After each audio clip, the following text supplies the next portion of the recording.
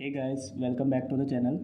आज हम लोग स्टैटिस्टिकल मैकेनिक्स को डिस्कस करने से पहले कुछ जो टर्म होते हैं उसके, यानी कि ये इसमें भी हैं ये टर्म, और थर्मोडायनेमिक्स में भी आप लोग बहुत बार पढ़ते हैं। जैसे कि इन सारे टर्म्स को कहते हैं थर्मोडायनेमिक क्वांटिटीज़ या स्टैट्स की क्वांटिटीज़ जिन्हें बोला जाता है। तो ये टर्म आपने नाम बहुत बार सुना होगा। आपने हाई स्कूल में सुना होगा, इंटर में, फिर बीएससी, एमएससी, एमटेक, बीटेक में।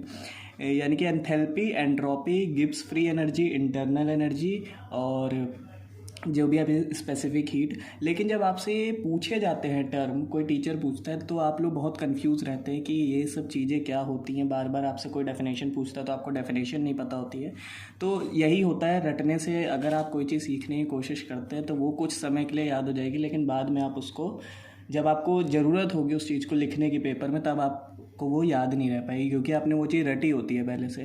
तो यहाँ पे रटाया नहीं जाएगा। यहाँ पे आप इस चीज़ को एक बार में समझ लीजिए, और मैं ये गारंटी देता हूँ यहाँ पे सीखने के बाद आपको ये 3 चीज़ें जो मैं अभी आज पढ़ाने जा रहा हूँ ये बिल्कुल क्लियर हो जाएगी।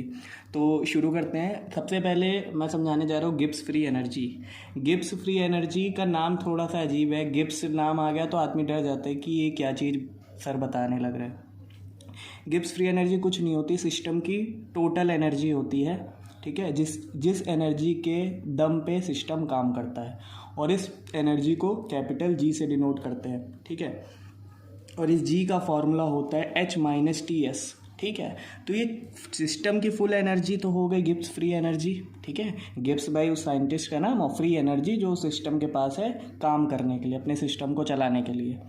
H यहाँ पे एंथैल्पी को शो करता है, और TS जो है वो ST जो है यहाँ पे वो क्या है, टेम्परेचर है, और S जो है वो एंट्रोपी है।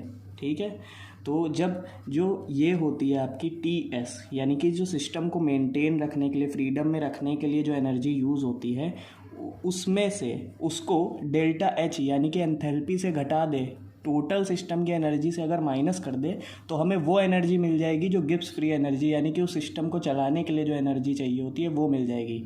इस फॉर्मूले का यही कहना है, यानी कि हम T डेल्टा S को, यानी कि टेम्परेचर और एंट्रोपी के मिक्सचर को माइनस कर दे डेल्टा H से, डेल्टा यानी एंथैल्पी सिस्टम की टोटल एनर्जी से माइनस कर दे, तो डेल्टा G मिल जाएगा हमें।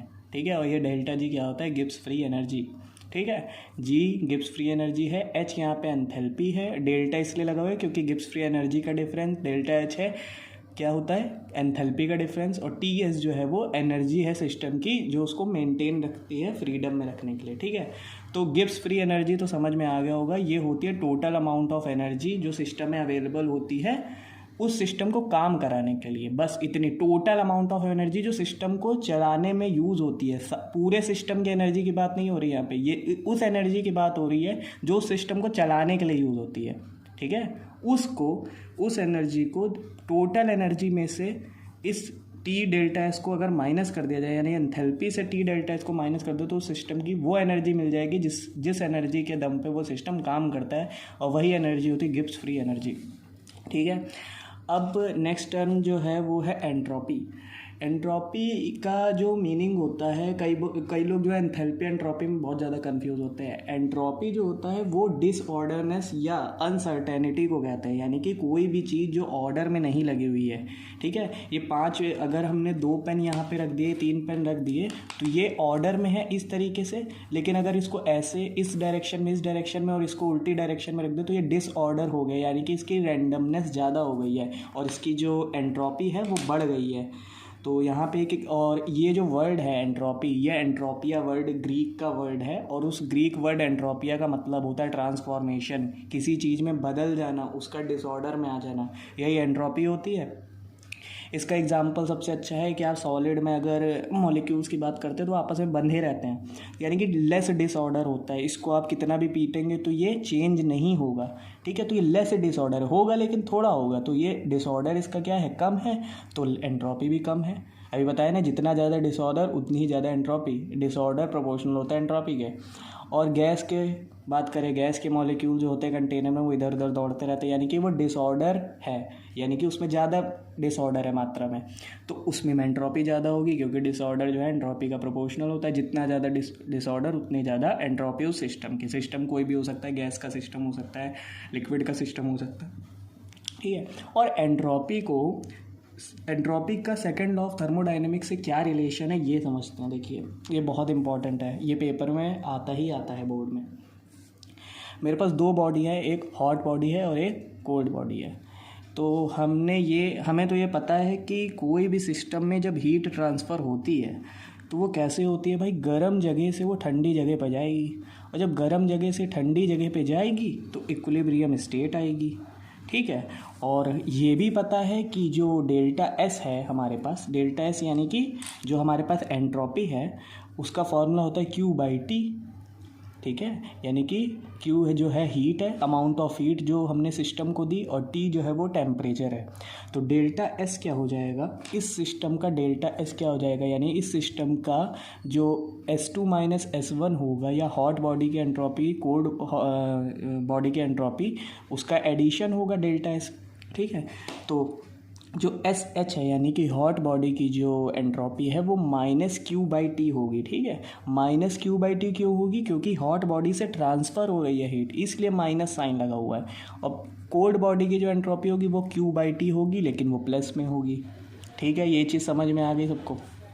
अब इसके बाद लिखा हुआ है मैंने कि TIHF is greater than TILF, यानी कि जो टेम्परेचर है इस चीज़ का, यानी कि हॉट बॉडी का हायर का फाइनल तक जाने में जो टेम्परेचर है, H मतलब हायर, F मतलब फाइनल, जो T टेम्परेचर है हायर से फाइनल में जाने के लिए वो ज़्यादा है टेम्परेचर लोअर से फाइनल में जाने के लिए, ठीक है। ILF मतलब intermediate between L and F, यानी कि लोअर टू फाइनल, तो ये ज़्यादा है। तो यानी इसका मतलब क्या होगा, जो डेल्टा S है और यहाँ से Q हम कॉमन ले लें, और जो प्लस वाली चीज़ उसको पहले लिख लें, यानी 1/TILF माइनस ये वाली चीज़ को यहाँ लिख दें, तो ये 0 से बड़ी होगी। क्यों बड़ी होगी भाई, अगर ये TIHF ज़्यादा है इसके अकॉर्डिंग, तो ये वाली चीज़ ज़्यादा है, तो 1/ कुछ समथिंग क्वांटिटी जब ज़्यादा होती तो ये चीज़ जो है कम हो जाएगी, ये चीज़ कम हो जाएगी, तो डेल्टा एस जो है वो 0 से तो बढ़ ही आएगी ना क्वांटिटी। और यही हमारा सेकंड लॉ ऑफ थर्मोडायनेमिक्स यही तो कहता है कि एंट्रोपी किसी भी आइसोलेटेड सिस्टम की डिक्रीज़ नहीं होती है, ये या तो कांस्टेंट होगी या इंक्रीज़ करेगी, कांस्टेंट होगी या इंक्रीज़ करेगी, एंट्रोपी कभी भी कम नहीं होगी, या तो कांस्टेंट होगी या इंक्रीज़ होगी। तो यही तो हो रहा है भाई, एंट्रोपी इंक्रीज़ ही तो हो रही है इस कोल्ड बॉडी की भाई, या तो कांस्टेंट बने रहेंगे, कांस्टेंट का मतलब है यहाँ से हीट ट्रांसफ़र हुई और तब तक हुई जब तक कांस्टेंट नहीं हो गए, और या तो तब तक करेगी यहाँ से ट्रांसफ़र होना शुरू किया और इसको पूरा गर्म नहीं कर दिया, यानी इंक्रीज़ कर दी इसकी एंट्रोपी, इसकी डिसऑर्डरनेस को बढ़ा दिया। तो यही तो सेकंड लॉ ऑफ थर्मोडायनेमिक्स कहता है कि किसी भी आइसोलेटेड सिस्टम की जो एंट्रोपी होती है वो नेवर डिक्रीजेज, या तो कांस्टेंट होती है या इंक्रीज़ करती है, ठीक है। तो गिब्स फ्री एनर्जी एंट्रोपी क्या होता है ये तो सबको समझ में आ गया होगा। और नेक्स्ट चीज़ जो है और लास्ट भी है उसे बोलते हैं एंथैल्पी।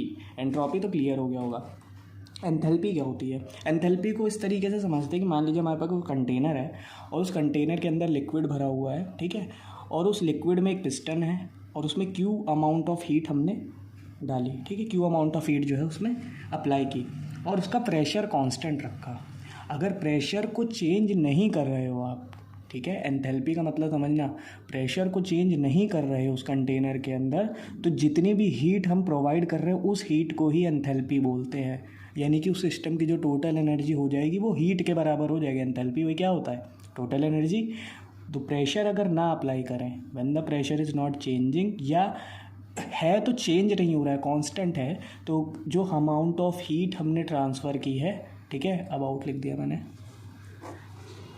अमाउंट ऑफ हीट जो ट्रांसफ़र की है वो एंथैल्पी के बराबर होगी या एंथैल्पी ही बोली जाएगी, और इसको कैपिटल H से डिनोट करते हैं, ठीक है। और ये भी पता है कि चेंज इन इंटरनल एनर्जी जो होती है वो हीट प्लस वर्क के बराबर होती है। भाई इंटरनल एनर्जी जब चेंज होगी तो किसके बराबर होगी, हीट और वर्क डन जो हुआ उसका कॉम्बिनेशन होता है, ठीक है। अब जो QP है, यानी कि जो Q है वो कांस्टेंट है, प्रेशर कांस्टेंट है, तो QP जो है वो H के बराबर हो जाएगा कि नहीं हो जाएगा।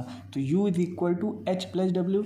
H के बराबर क्यों हो जाएगा, क्योंकि ये जो प्रेशर कांस्टेंट होता है, जो हीट प्रोवाइड की जाती है वो H के बराबर हो जाती है, एंथैल्पी अभी बताया गया है। तो H क्या हो जाएगा, U - W, ठीक है। और एक और रिलेशन पता है, W = -P ΔV या -PV, और P कांस्टेंट है, वर्क डन होने के लिए क्या होना चाहिए, पी या वी, और पी हमने कांस्टेंट रख दिया है या चेंज नहीं कर रहे हैं, तो यानी कि वॉल्यूम को चेंज होना ही पड़ेगा इस रिलेशन में, ठीक है। माइनस पी यानी कि पी तो आपका कांस्टेंट हो गया, तो यानी कि बचा क्या, वी, यानी कि वर्क डन होने के लिए वॉल्यूम को चेंज होना ही पड़ेगा, वॉल्यूम मस्ट बी चेंजेस, ठीक है। तो अब इस रिलेशन में रख दीजिए भाई आप H is equal to U और माइनस डब्ल्यू की जगह आप रख दीजिए माइनस पी वी, तो इसको सॉल्व करेंगे तो H is equal to U plus P V. और चेंज इन एंथैल्पी, अगर हम दो सिस्टम की बात कर रहे हैं और एंथैल्पी के चेंजिंग की बात कर रहे हैं तो क्या करेंगे, H1 पहले सिस्टम की, U1 plus P we one, अब यहाँ पे P1 V1 क्यों नहीं किया गया है, या H2 सिस्टम की बात करें तो U2 plus P we to, P2 V2 क्यों नहीं किया गया, यानी P1 और P2 क्यों नहीं किया गया, सिर्फ P क्यों रखा है, क्योंकि अभी बोला है कि प्रेशर जो है वो कांस्टेंट है, तो प्रेशर नहीं बदलेगा। तो जब हम H2 माइनस H1 यानी कि चेंज इन एंथैल्पी की बात करते हैं तो हम इस इक्वेशन से इस इक्वेशन को माइनस कर देंगे, तो U2 minus U1 plus PV2 minus PV1 और delta H, H2 minus H1 is equal delta H, U2 minus U1 equal to delta U, और PV2 माइनस PV1, P को कॉमन लेके V2 माइनस V1 को delta V लिख दिया है। ये relation आता है चेंज इन एंथैल्पी का। तो आई होप आप लोगों को एंथैल्पी भी समझ में आ गई होगी, और जो मैंने यहाँ पे गिब्स फ्री एनर्जी और एंट्रोपी को शॉर्टकट में समझाने की कोशिश की है, तो अब आप लोग जब क्लास में पूछा जाएगा या एग्ज़ाम में आएगा तो आप इसको समझा ले जा सकते हैं। तो इस तरीके की वीडियो को शेयर करिए, लाइक करिए, सब्सक्राइब करिए। और इसके बाद जो हम ये मैंने इसलिए टॉपिक पढ़ा है क्योंकि इसके आगे जो topic first order face transition, second order face transition की बात होगी तो उसमें गिब्स फ्री एनर्जी का टर्म आएगा, तो अगर वहाँ पे मैं डायरेक्ट बताने लग जाता तो आपको समझ नहीं आता, इसलिए मैंने ये वीडियो पहले बना दी है उससे। तो अब इसके बाद जो है स्विच करेंगे नेक्स्ट वीडियो पे, तब तक के लिए थैंक यू।